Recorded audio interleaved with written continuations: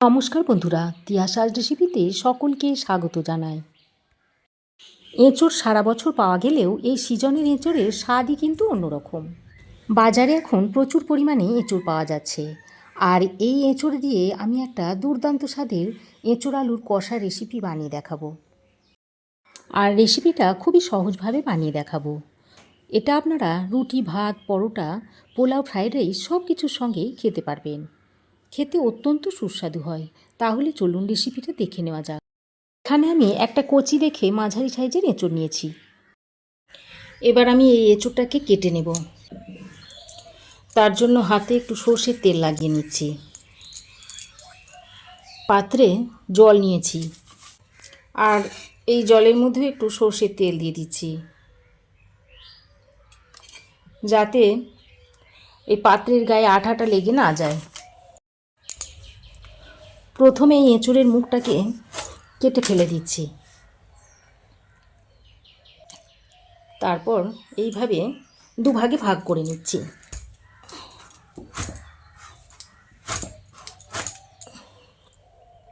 তারপর এঁচোড়ের এই যে আঠাটা বেরিয়েছে, এটাকে আমি একটু জল দিয়ে ধুয়ে নিয়ে আসছি। তো এঁচোড়টাকে আমি জল দিয়ে ধুয়ে নিয়ে এসেছি। এবার আর আঠাটা হাতে লাগবে না। তারপর এইভাবে এঁচোড়টাকে সরু সরু করে ফালি করে নিচ্ছি। আমি এঁচোড়টাকে কাটার সুবিধার জন্য এইভাবে ছোট ছোট টুকরো করে নিচ্ছি। প্রথমে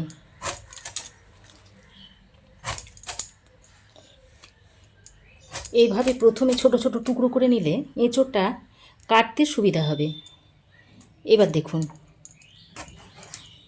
এই এঁচোড়ের গায়ের কাঁটার অংশগুলো ফেলে দিচ্ছি, আর এই যে বুকে শক্ত অংশটা রয়েছে এটাকেও ফেলে দিচ্ছি। এটা রান্নাতে ব্যবহার করলে ভালোভাবে সেদ্ধ হয় না, আর হজমও হয় না।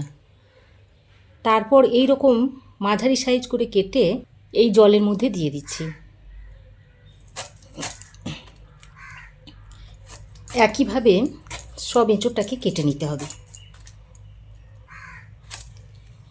দেখুন,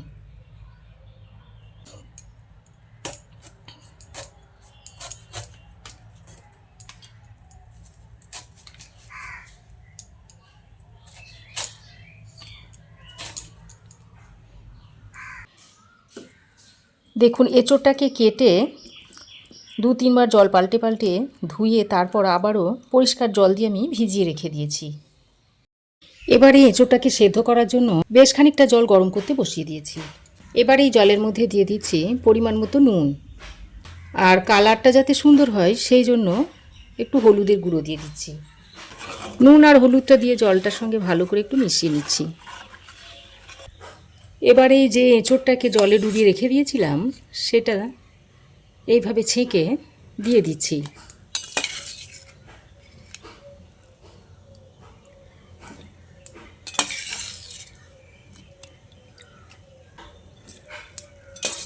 তারপরে এই জলের সঙ্গে ভালো করে মিশিয়ে নিচ্ছি।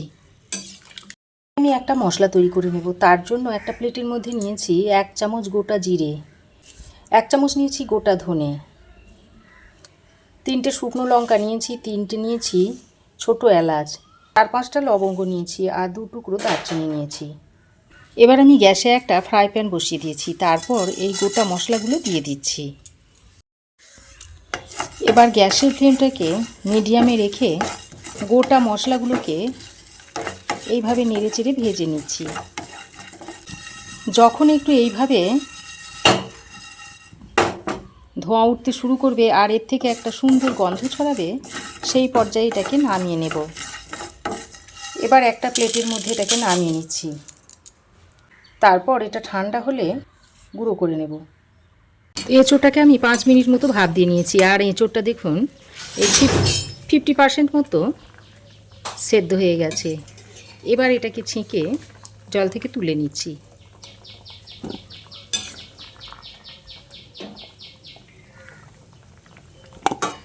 এবার এই এঁচোড়টাকে ঠান্ডা হতে দেব। এবার আমি আবারও গ্যাস অন করে একটা কড়াই গরম করে নিয়েছি। তারপর এর মধ্যে দিয়ে দিচ্ছি পরিমাণ মতো সর্ষের তেল। এবার দেখুন, তেল খুব ভালোভাবে গরম করে নিয়েছি। তারপর এর মধ্যে দিয়ে দিচ্ছি আলু। 2টো মিডিয়াম সাইজের আলুকে আমি এরকম ডুমো ডুমো করে কেটে নিয়েছি, সেটা দিয়ে দিচ্ছি। এবার এই আলুর মধ্যে পরিমাণ মতো নুন আর অল্প পরিমাণে একটু হলুদের গুঁড়ো দিয়ে দিচ্ছি। এতে করে আলুর মধ্যে একটা সুন্দর কালার আসবে। এবার নুন আর হলুদের গুঁড়োটা দিয়ে আলুর সঙ্গে মিশিয়ে নিয়ে আলুটাকে বেশ লাল লাল করে ভেজে নেব। মাংস কষাতে আমরা যেভাবে আলু লাল লাল করে ভেজে নিই, ঠিক সেইভাবেই এঁচোড়ের মধ্যেও আলুটাকে ভেজে দিতে হবে। তাহলে একদম মাংস কষার মতো এঁচোড়টা খেতে লাগবে। দেখুন আলুগুলোকে আমি ঠিক এইরকম লাল লাল করে আলুগুলোকে ভেজে নিতে হবে। এবার এই ভাজা আলুগুলোকে আমি তুলে নিচ্ছি।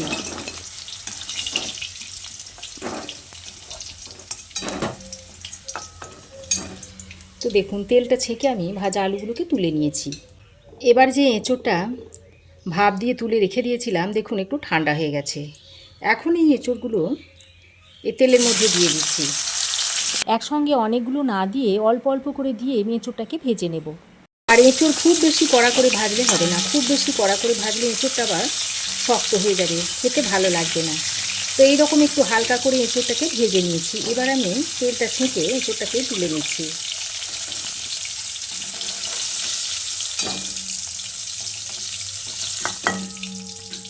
দেখুন হালকা একটু কালারটা একইভাবে বাকি এঁচোড়গুলো ভেজে নিচ্ছি।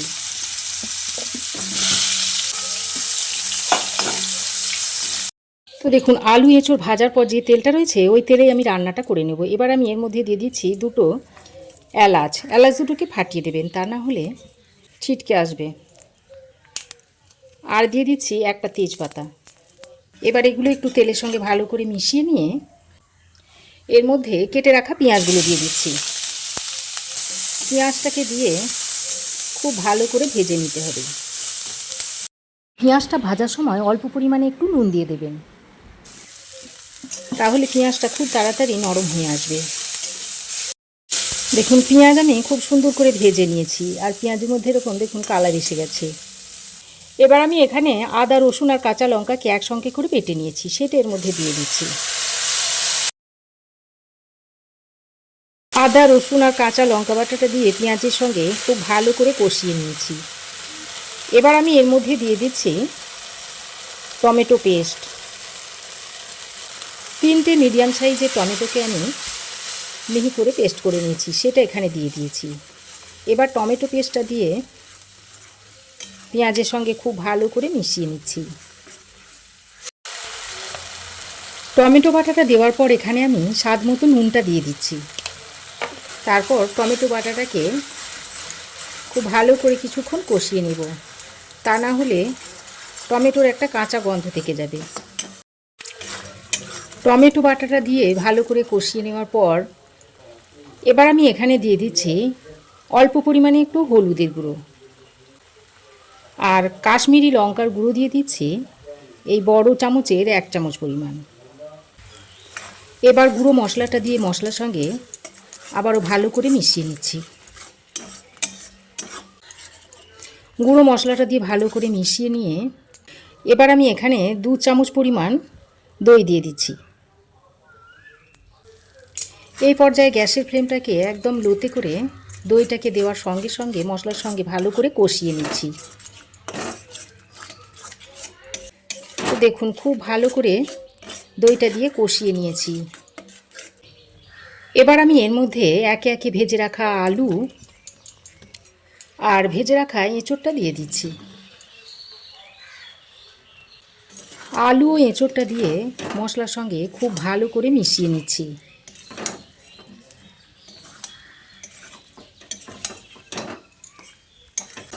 বন্ধুরা, এঁচোড় সারা বছর পাওয়া গেলেও এই সময় এঁচোড়ের স্বাদ কিন্তু অন্যরকম হয়।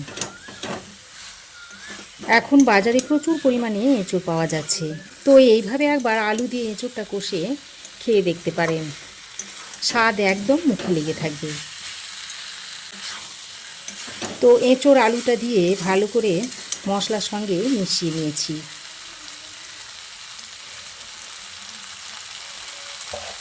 তারপর একটা ঢাকনা লাগিয়ে এই 3-4 মিনিট মতো মিডিয়াম ফ্লেমে কষিয়ে নেব। ঢাকা দিয়ে আমি 3-4 মিনিট মতো এঁচোড় আলুটা দিয়ে কষিয়ে নিয়েছি। আর দেখুন খুব ভালোভাবে কষানো হয়ে গেছে। আর দেখুন এঁচোড় থেকে অল্প পরিমাণে জল ছাড়তে শুরু করেছে। আর আমি এর মধ্যে পরিমাণ মতো জল দিয়ে দিচ্ছি। তো জলটা দিয়ে খুব ভালো করে নেড়ে চেড়ে মিশিয়ে নিচ্ছি।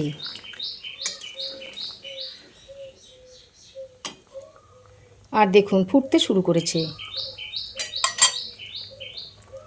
এই পর্যায়ে আমি ঢাকা দিয়ে 6 থেকে 7 মিনিট মতো রান্না করে নেব। ঢাকা দিয়ে আমি 6-7 মিনিট রান্না করে নিয়েছি। আর দেখুন আলু খুব ভালোভাবে সেদ্ধ হয়ে গেছে। এঁচোড়গুলো দেখুন খুব সুন্দর সেদ্ধ হয়ে গেছে। এবার আমি যে মশলাটা ভেজে গুঁড়ো করে নিয়েছিলাম তার মধ্যে থেকে পরিমাণ মতো নিয়ে এর মধ্যে দিয়ে দিচ্ছি। আর আমি যেহেতু এখানে বেশ খানিকটা পরিমাণ টমেটো পেস্ট ব্যবহার করেছি আর একটু দই দিয়েছি, তাই টেস্টের ব্যালেন্সের জন্য বেশ খানিকটা চিনি দিয়ে দিচ্ছি।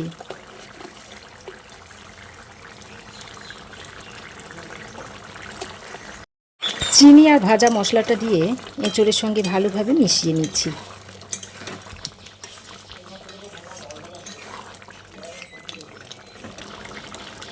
এবার আমি আবারও ঢাকা দিয়ে 2 মিনিট মতো রান্না করে নিচ্ছি। এতে করে মশলার ফ্লেভারটা এঁচোড় আর আলুর মধ্যে ভালোভাবে মিশে যাবে। ঢাকা দিয়ে আরও 2 মিনিট মতো রান্না করে নিয়েছি। সব শেষে এখানে আমি কয়েকটা চেরা কাঁচা লঙ্কা দিয়ে দিচ্ছি। আর দিয়ে দিচ্ছি 1 চামচ পরিমাণ ঘি আর সামান্য পরিমাণে একটু গরম মশলার গুঁড়ো ছড়িয়ে দিচ্ছি। ভাজা মশলার মধ্যে যেহেতু গরম মশলা দেওয়া ছিল, তাই আমি এখানে খুব সামান্য পরিমাণে গরম মশলার গুঁড়োটা দিলাম। তারপর আবারও ভালো করে নেড়ে চেড়ে মিশিয়ে নিচ্ছি। এবার গ্যাসের ফ্লেম বন্ধ করে একটা ঢাকনা লাগিয়ে স্ট্যান্ডিং টাইমে কিছুক্ষণ রাখার পর এঁচোড় আলুর কষাটা আমি সার্ভ করে দেখাবো। আলু দিয়ে এঁচোড় কষা রেসিপিটা আমি এখন একটা বাটির মধ্যে সার্ভ করে দিচ্ছি। তো দেখুন একদম পুরো মাংস কষার মতো দেখতে হয়েছে।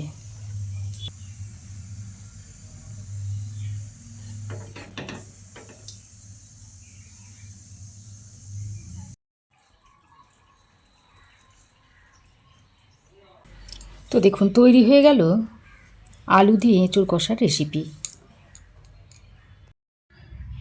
তো রেসিপি কেমন লাগলো অবশ্যই একটা কমেন্ট করে জানাবেন। ভালো লাগলে একটা লাইক ও শেয়ার করবেন। পাশে থাকা বেল আইকনটা অবশ্যই প্রেস করে দেবেন। আর আমার চ্যানেলে যদি নতুন হয়ে থাকেন তো প্লিজ চ্যানেলটাকে সাবস্ক্রাইব করার অনুরোধ রইল। আজ এ পর্যন্তই। আবার দেখা হবে নতুন কোনো রেসিপি নিয়ে নেক্সট এপিসোডে। সে পর্যন্ত ভালো থাকবেন, সুস্থ থাকবেন। ধন্যবাদ।